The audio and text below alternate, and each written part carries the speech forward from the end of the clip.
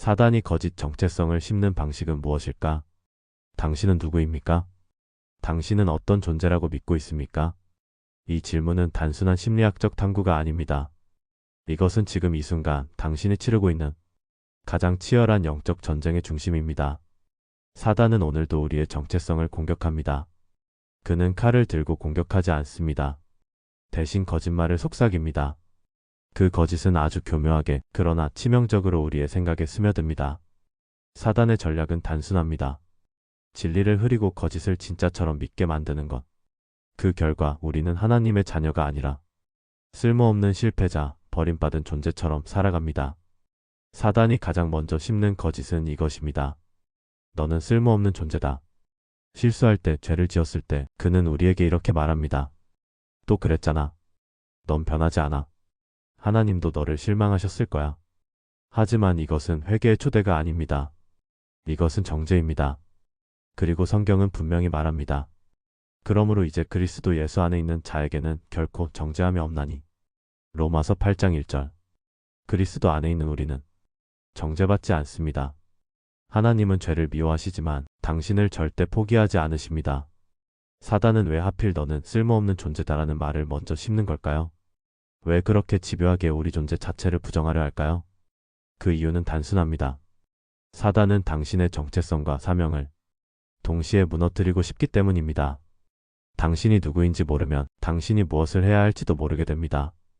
당신의 존재가 무가치하다고 느껴질 때 그분의 부르심도 멀어지게 됩니다. 사단은 알고 있습니다. 하나님께 부르심 받은 자는 결코 무기력하게 살 수 없다는 것을. 자신의 존재 가치를 알고 있는 사람은 절망 속에서도 일어난다는 것을. 상처받아도 다시 나아가고 넘어져도 다시 기도하며 흔들려도 여전히 말씀 위에 서 있다는 것을. 그래서 그는 존재 자체를 흔듭니다. 넌 아무것도 아니다. 넌 다시는 회복될 수 없다. 넌 하나님께 실망만 안겨드리는 존재다. 이 말은 단지 비난이 아닙니다. 이건 영적 암시입니다. 우리의 믿음을 마비시키고 예배를 막고 기도를 중단시키고 소명을 스스로 포기하게 만들려는 속임수입니다. 사단은 쓸모없다는 감정을 통해 하나님의 형상을 지워버리려 합니다. 창세기 1장 27절은 말합니다. 하나님이 자기 형상 곧 하나님의 형상대로 사람을 창조하시되 우리 존재 자체가 하나님의 형상입니다. 그 형상은 존귀하며 목적을 담고 있습니다. 그러므로 사단은 당신의 정체성을 부정함으로써 하나님의 형상을 훼손하고 싶어 합니다. 하나님이 좋았더라고 말씀하신 그 존재에 대해 넌 아무것도 아니야 라고 말하는 것입니다. 그것은 단지 당신을 향한 거짓이 아니라 하나님을 모독하려는 교만한 시도입니다. 사단은 쓸모없음이라는 정죄로 당신을 고립시키려 합니다. 죄를 지었을 때, 실수했을 때 당신이 죄책감을 느끼고 슬퍼하는 건 당연합니다. 하지만 사단은 거기서 멈추지 않습니다. 너 같은 사람이 무슨 사역을 해? 내 기도 하나님이 듣기나 하실까? 이렇게 속삭이며 당신을 하나님의 임재에서 멀어지게 만듭니다. 하지만 성경은 말합니다. 그러므로 우리는 긍휼하심을 받고 때를 따라 돕는 은혜를 얻기 위하여 은혜의 보좌 앞에 담대히 나아갈 것이니라. 히브리서 4장 16절. 정죄는 하나님으로부터 도망치게 만들지만 회개는 하나님 앞으로 이끌어갑니다. 사단은 정죄를 통해 당신의 회개조차 꺾어버리려는 것입니다. 그리고 사단은 당신이 회복되는 것을 두려워합니다. 하나님은 회복의 하나님이십니다. 그분은 망가진 인생을 새롭게 하시고 무너진 심령을 일으키십니다. 상심한 자들을 고치시며 그들의 상처를 싸매시는도다. 시편 147편 3절. 사단은 그것을 누구보다도 잘 알고 있습니다.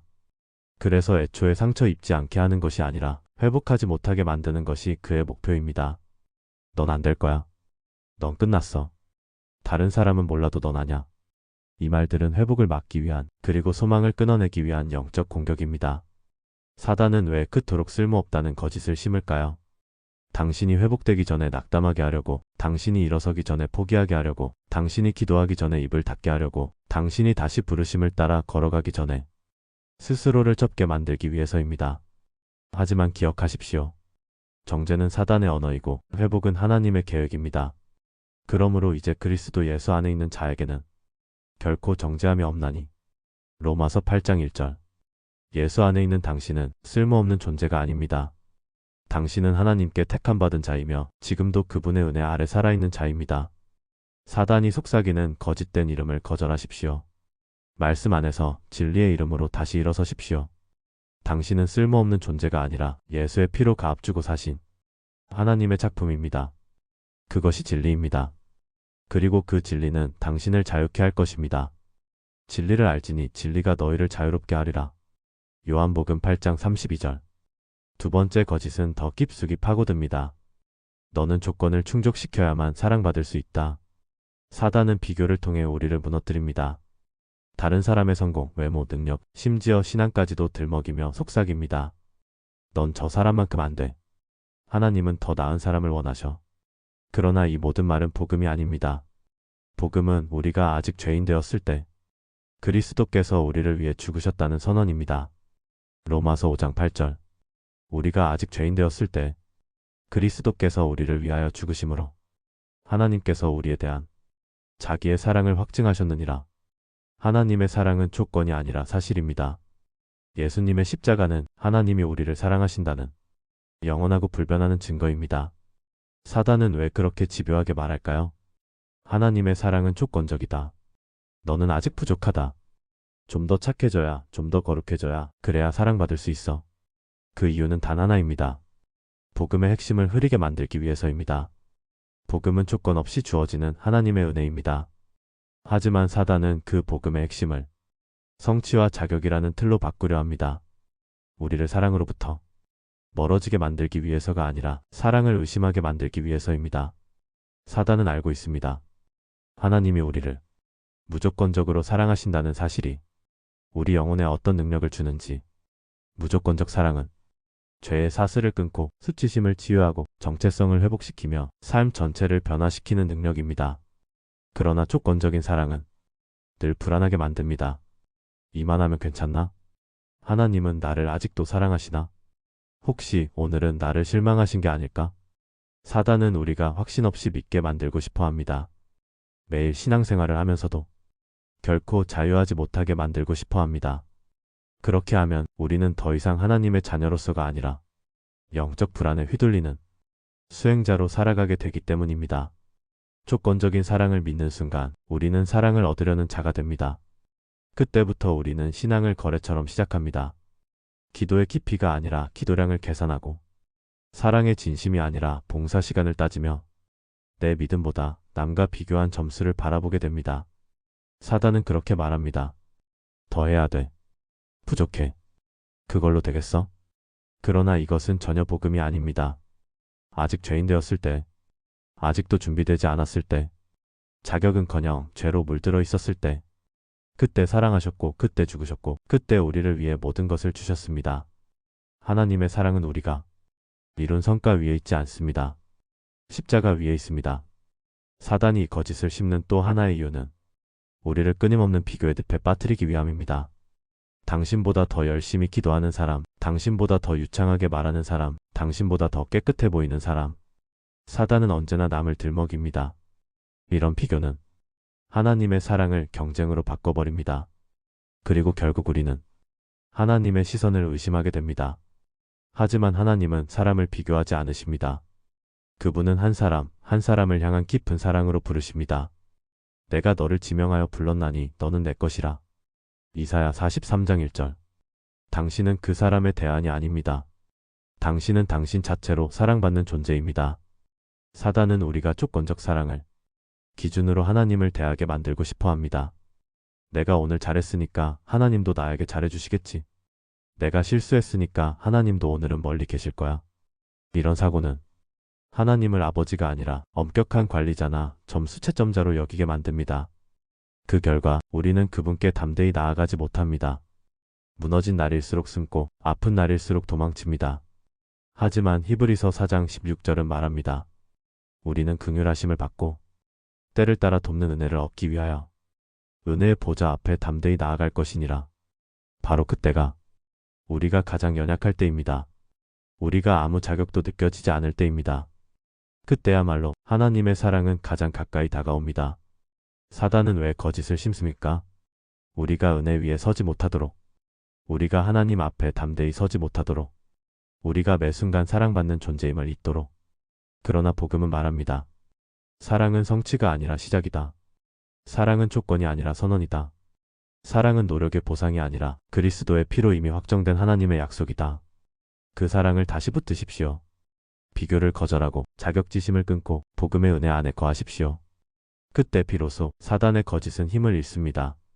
그리스도의 사랑이 당신의 진짜 정체성이 됩니다. 세 번째 거짓은 더욱 교묘합니다. 너는 내 과거다.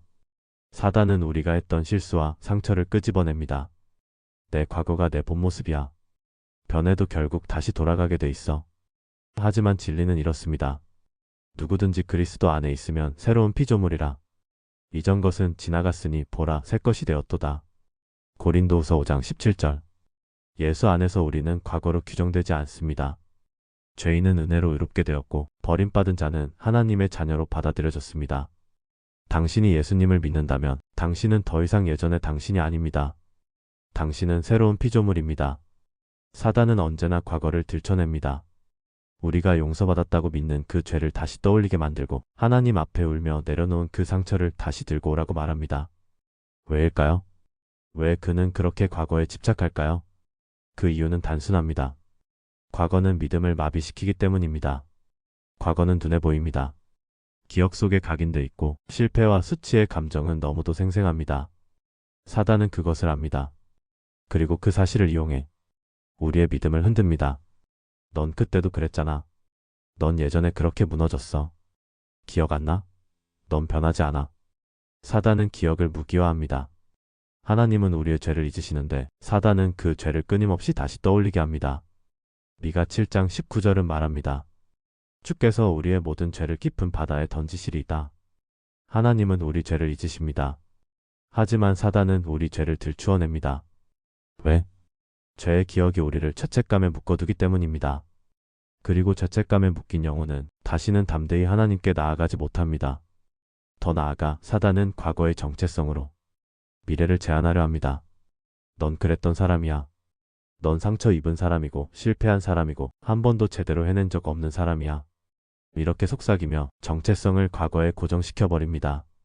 그렇게 되면 사람은 더 이상 무엇을 믿는가가 아니라 무엇을 했는가로 자신을 규정하게 됩니다. 과거는 지나갔습니다. 하나님은 우리가 살아온 과거보다 지금 우리가 누구인지에 관심을 두십니다. 그리고 우리가 무엇을 했는가보다 그리스도 안에 있는가를 보십니다. 사단은 또한 과거의 상처를 신앙의 기준으로 만들게 합니다. 어떤 사람은 말합니다. 나는 그런 일도 겪었는데 이제 와서 무슨 소망이 있어요? 그때 그렇게 무너졌는데 다시 일어설 수 있을까요? 하나님이 계셨다면 그 일이 일어나지 않았겠죠. 사단은 이 모든 질문 속에 하나님을 의심하게 하는 독을 숨깁니다. 그러나 시편 34편 18절은 말합니다.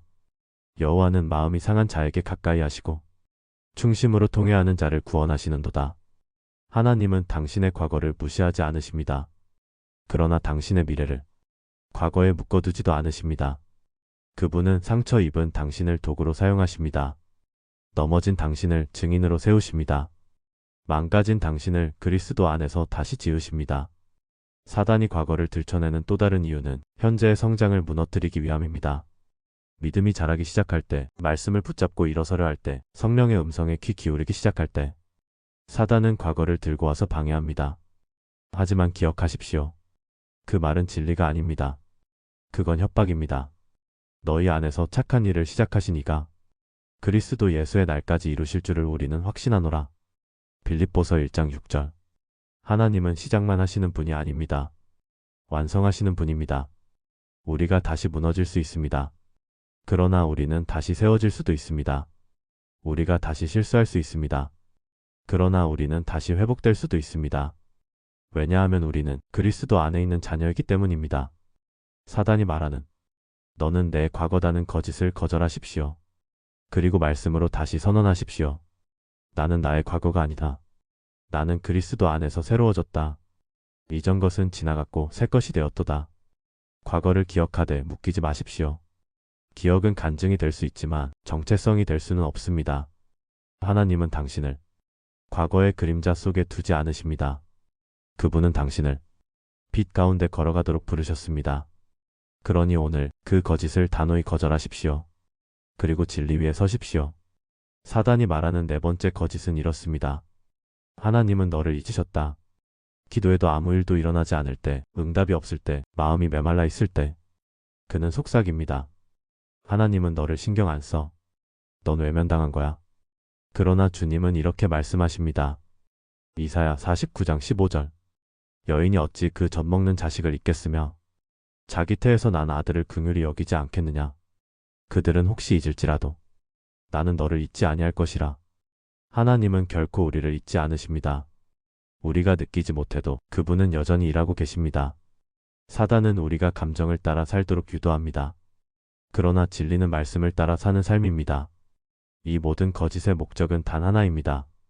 당신이 하나님께 받은 정체성을 잃게 만드는 것, 자녀가 아닌 종으로 살게 만드는 것, 자유인이 아닌 포로처럼 살게 만드는 것. 그러나 복음은 당신을 진리로 부르십니다. 복음은 정체성을 회복시키는 능력입니다. 에베소서 1장 4절에서 5절. 곧 창세전에 그리스도 안에서 우리를 택하사 그 앞에서 거룩하고 흠이 없게 하시려고 그 기쁘신 뜻대로 우리를 예정하사 예수 그리스도로 말미암아 자기 아들들이 되게 하셨으니 당신은 우연한 존재가 아닙니다. 당신은 실패한 프로젝트가 아닙니다. 당신은 선택받은 자입니다. 하나님의 자녀입니다. 은혜로 부르심 받은 거룩한 존재입니다. 그러므로 우리는 오늘 결단해야 합니다. 거짓을 거절하고 말씀 안에서 나를 다시 정의해야 합니다. 나는 실패자가 아닙니다. 나는 용서받은 자입니다. 나는 외면당한 자가 아닙니다. 나는 하나님의 눈에 존귀한 자입니다. 나는 포로가 아닙니다. 나는 복음 안에서 자유인입니다. 사단이 뭐라 하든 중요하지 않습니다. 진리가 나를 뭐라고 말하느냐가 중요합니다. 진리를 믿는 순간 거짓은 힘을 잃습니다. 진리를 선포하는 순간 사단은 물러갑니다. 정체성을 회복하는 순간 삶이 바뀝니다. 그러므로 오늘 다시 말하십시오. 나는 하나님께 택하신 자입니다. 나는 성령으로 인치심 받은 자입니다. 나는 그분의 사랑 안에 있습니다. 그리고 그 진리를 믿고 그 진리 위에 서서 살아가십시오. 당신은 거짓된 이름으로 불리지 않습니다. 당신은 오직 말씀으로 불리는 존재입니다. 그 정체성으로 살아가십시오. 그 이름으로 싸우십시오. 그리고 그 이름으로 승리하십시오. 우리는 지금 혼란의 시대에 살고 있습니다. 진리와 거짓이 뒤섞이고 감정과 믿음이 혼동되는 세상입니다. 사단은 언제나 정체성을 공격합니다. 정체성을 지키기 위해서는 무엇보다 바른 믿음이 필요합니다. 왜냐하면 믿음이 흔들리면 바른 정체성이 무너지고 정체성이 무너지면 삶 전체가 흔들리기 때문입니다. 수많은 기독교 신학자들은 이 위험을 이미 경고했습니다. C.S. 루이스는 이렇게 말했습니다. 사단은 두 가지 방법으로 인간을 속인다. 그는 우리가 자신의 존재를 아예 무시하거나 혹은 지나치게 집착하게 만든다. 스크루테이프의 편지 중에서 사단은 교묘합니다. 내가 누구냐라는 질문 속에 은근히 하나님은 누구냐라는 물음을 감춥니다. 결국 정체성의 전쟁은 하나님에 대한 신뢰의 전쟁입니다. 믿음이 흔들릴 때 사단은 정체성을 무너뜨립니다. 믿음이 약하면 하나님의 약속도 의심하게 됩니다. 하나님의 사랑도 조건처럼 느껴지고 하나님의 말씀도 우리 삶과 무관한 이론처럼 여겨집니다. 어거스틴은 말했습니다. 믿지 않고 이해하려고 하면 결국 아무것도 이해하지 못한다.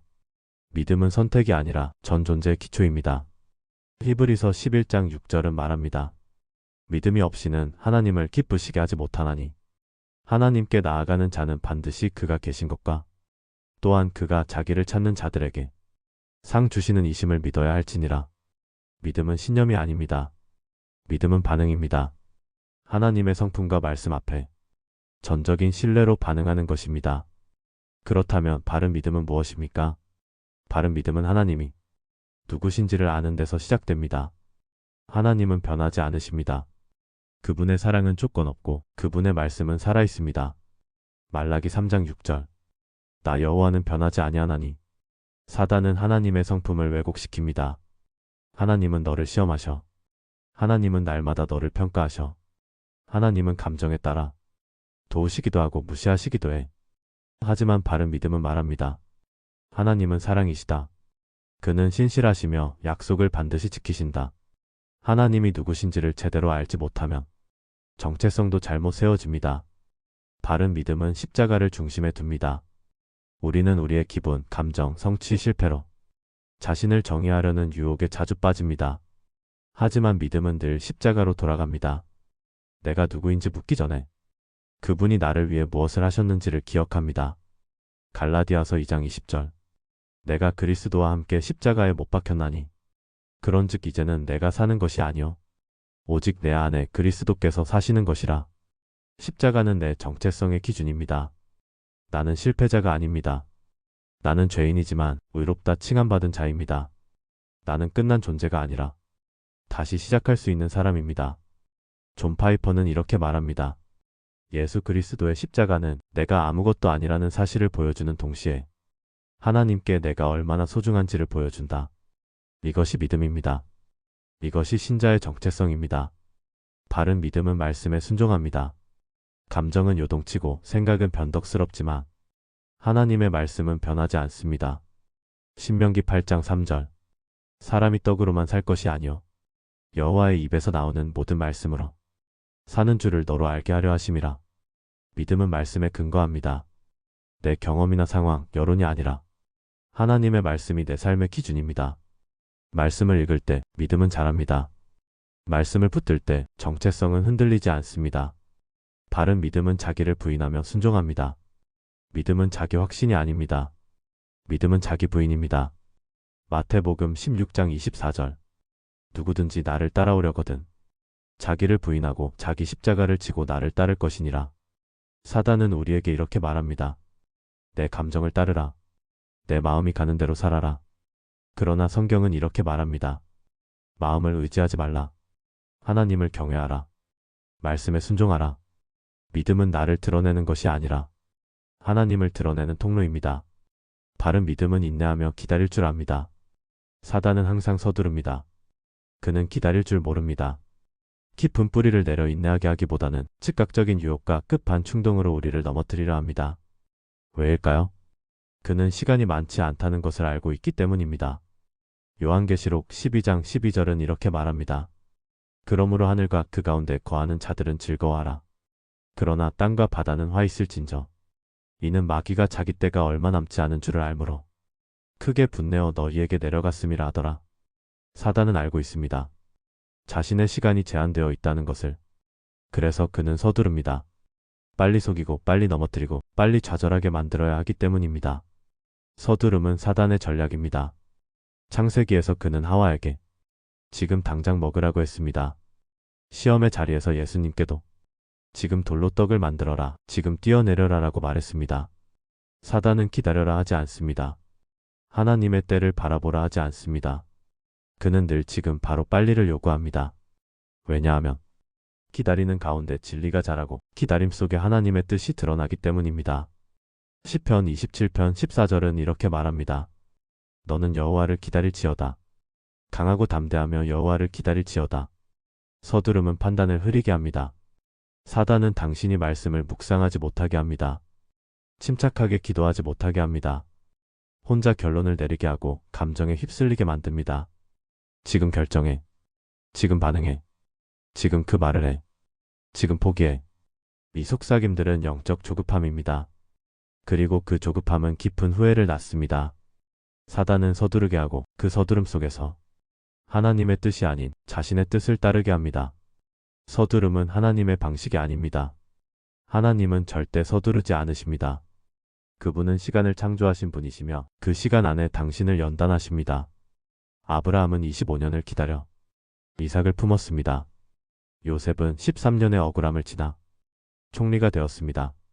다윗은 기름 부음을 받고도 수년을 도망자로 살다 왕이 되었습니다. 하나님은 언제나 때를 사용하십니다. 그러나 사단은 언제나 지금을 강조합니다. 서두르는 영혼은 쉽게 넘어집니다. 기도하지 않고 결정하면 육신의 소리가 하나님의 음성처럼 들리고 말씀을 묵상하지 않고 움직이면 감정이 진리처럼 착각됩니다. 사단은 이 틈을 압니다. 그래서 조급하게 만듭니다. 급하게 지치게 하고 급하게 흔들리게 하고 급하게 포기하게 만듭니다. 그러므로 영적으로 깨어 있어야 합니다. 베드로전서 5장 8절. 근신하라 깨어라. 너희 대적 마귀가 오는 사자 같이 두루다니며 삼킬 자를 찾나니 서두르지 마십시오. 잠잠히 기다리십시오. 기도로 시간을 다스리십시오. 말씀으로 속도를 조절하십시오. 사단은 서두르지만 하나님은 기다리십니다. 당신은 누구의 속도에 따라 살고 있습니까? 사단의 채촉입니까? 하나님의 인도하심입니까? 속도를 멈추고 하나님의 시간에 귀를 기울이십시오. 거기서 비로소 참된 자유와 승리가 시작됩니다. 바른 믿음은 하나님의 때를 기다립니다. 히브리서 10장 36절. 너희에게 인내가 필요함은 너희가 하나님의 뜻을 행한 후에 약속하신 것을 받기 위함이라. 믿음은 기다리는 훈련입니다. 보이지 않아도 신뢰하고 들리지 않아도 순종하는 것. 그럴 때 정체성은 더욱 견고해집니다. 진정 바른 믿음은 삶 전체로 하나님을 예배하는 것입니다. 믿음은 예배당 안에서만 드러나는 것이 아닙니다. 그것은 월요일의 말투, 화요일의 선택, 수요일의 인내 속에서 증명됩니다. 로마서 12장 1절. 그러므로 형제들아, 내가 하나님의 모든 자비하심으로 너희를 권하노니 너희 몸을 하나님이 기뻐하시는 거룩한 산 제사로 드리라. 이는 너희가 드릴 영적 예배니라. 믿음이 진짜라면 그것은 정체성이 되고 삶의 태도가 되고 결국은 존재 전체가 됩니다. 이제 우리는 결단해야 합니다. 거짓을 이기기 위해 단단한 믿음을 붙들겠다고, 감정이 아니라 진리를 기준 삼겠다고, 내가 누구인지를 하나님의 말씀 안에서 다시 세우겠다고. 말씀 위에 믿음을 세우십시오. 믿음 위에 정체성을 세우십시오. 정체성 위에 삶을 세우십시오. 그렇게 살아가는 사람을 사단은 흔들 수 없습니다. 당신은 하나님의 것입니다. 당신은 진리 안에 있는 자입니다. 그리고 당신은 반드시 이길 수 있습니다. 거짓을 꿰뚫어 본다고 해서 전쟁이 끝나지 않습니다. 사단은 하루에도 수십 번, 수백 번 우리의 생각을 두드립니다. 거짓을 심고 정체성을 흔들고 우리가 누구인지 잊게 만들기 위해. 그러므로 이제 우리는 물어야 합니다. 그 거짓을 어떻게 물리칠 수 있는가? 어떻게 진리 위에 정체성을 세우고 끝까지 지켜낼 수 있는가? 다시 방법을 알려드리도록 하겠습니다. 우리는 말씀으로 정체성을 재선언해야 합니다. 하나님은 성경을 통해 반복적으로 당신이 누구인지를 말씀하십니다. 그리고 그 말씀이야말로 당신 존재의 기준이 되어야 합니다. 요한복음 1장 12절은 말합니다. 영접하는 자, 곧 그 이름을 믿는 자들에게는 하나님의 자녀가 되는 권세를 주셨으니 우리는 자격으로 자녀가 된 것이 아닙니다. 믿음으로 은혜로 자녀가 되었습니다. 자녀는 거절당하지 않습니다. 자녀는 돌아올 수 있습니다. 자녀는 아버지께 담대히 나아갈 수 있습니다.